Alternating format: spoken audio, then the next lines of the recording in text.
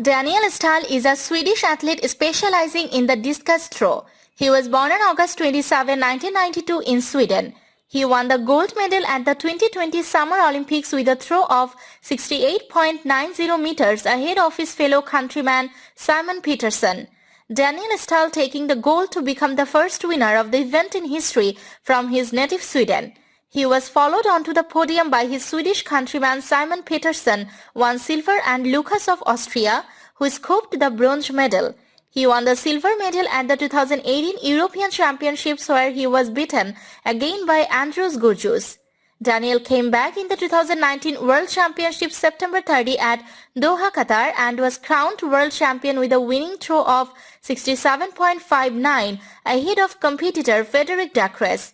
At the 2017 World Championships in Athletics, Stahl won the silver medal in the discus throw event, throwing 69.19 meters. He was beaten by Lithuanian Andros Gurgius by 2 centimeters. In 2016, he competed at the European Championships, where he finished 5th.